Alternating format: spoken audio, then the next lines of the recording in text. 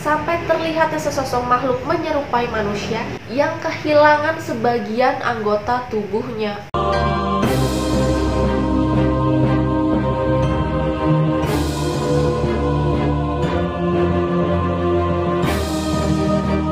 Hai, welcome back to my YouTube channel, dan thank you buat kalian yang sudah klik video ini. Nah, kali ini aku akan membahas yang serem-serem lagi, oke? Yaitu mengenai sebuah jembatan yang masuk ke dalam jajaran jembatan terangker di Indonesia.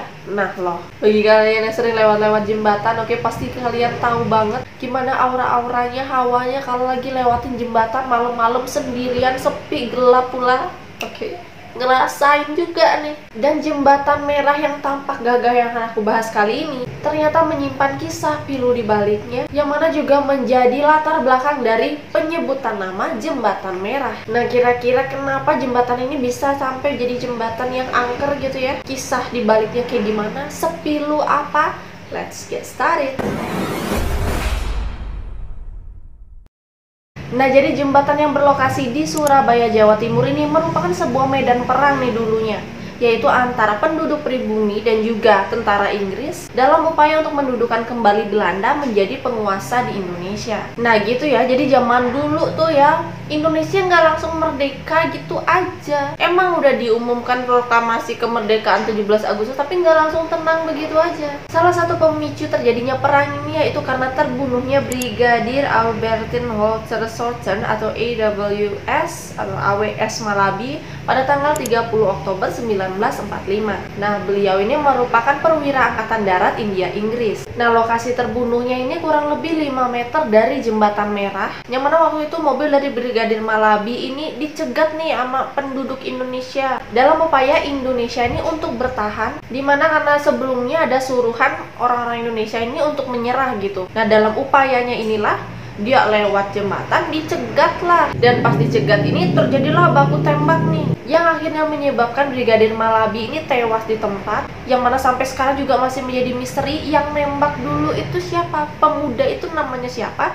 Karena nggak ada yang lihat. Tiba-tiba ada yang nembak, tewas di tempat, dan mobilnya ini juga terbakar akibat ledakan granat yang menyebabkan jenazah dari Brigadir Malabi ini juga sulit untuk dikenali. Nah, udah kayak begini, ada satu yang tewas, perwira angkatan darat, menyebabkanlah perang yang lebih besar lagi terjadi, di mana pada tanggal 9 November 1945 pengganti dari Brigadir Malabi ini yang bernama Mayor Jenderal A.C. Munson, aduh susah amat ya, mohon maaf kalau salah baca ya, mengeluarkan ultimatum nih kepada seluruh penduduk Indonesia yang ada di Surabaya untuk menyerahkan senjata tanpa syarat, yang akhirnya membuat penduduk Indonesia pun wah nggak bisa seenaknya gitu, nggak segampang itu gitu kan ya, menyerah gitu aja. Yang mana akhirnya pecahlah itu pertempuran 10 November, yang mana para pasukan Indonesia di Surabaya, bahkan bukan cuma mereka aja, tapi penduduk-penduduk di sana juga ikutan memblokade Jembatan Merah ini agar pasukan sekutu nggak bisa menguasai wilayah Kembang Jepun.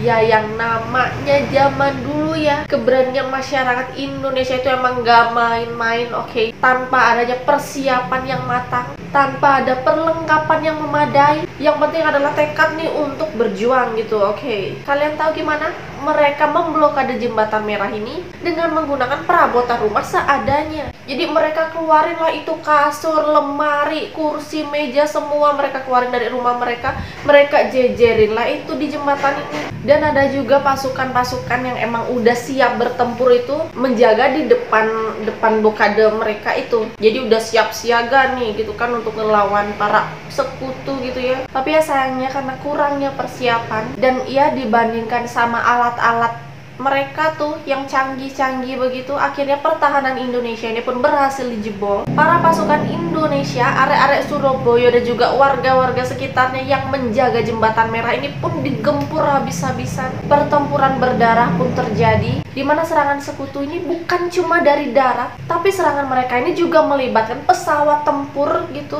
hingga tembakan dari laut. Kalian bayangin aja, kita bertempur nih di sini, oke, di darat, di atas wing pesawat lewat, dia jatuhin lah itu bom atau apalah alat-alat segalanya. Terus kita di sini sibuk, yang dari laut nembak-nembak.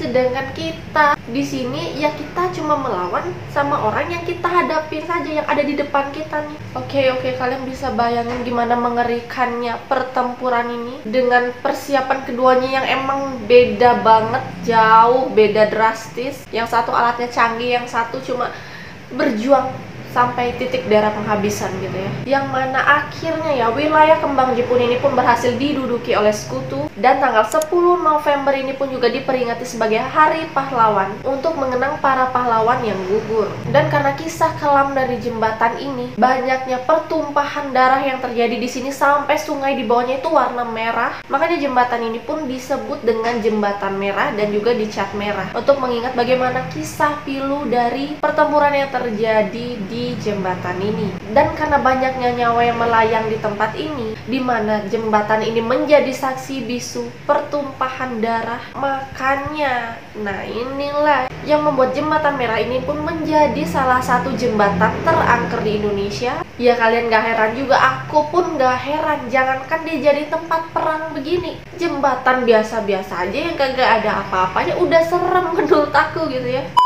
Dimana kesaksian orang-orang yang konon pernah lewat sana atau sering lewat sana, ataupun cuma denger-dengar cerita dan sok tahu gitu aja ya. Konon terlihat berbagai macam makhluk tak kasat mata di tempat ini. Gak jarang juga orang-orang yang melintas tiba-tiba mencium bau anyir darah ataupun bau bangkai. Ada juga orang yang mengaku bahwa pernah mendengar suara orang menjerit meminta tolong, yang mana mungkin itu adalah roh-roh dari orang-orang kita, orang-orang Indonesia yang dulunya digempur habis-habisan. Dia minta tolong bantuin. Astaga, ya ampun merinding.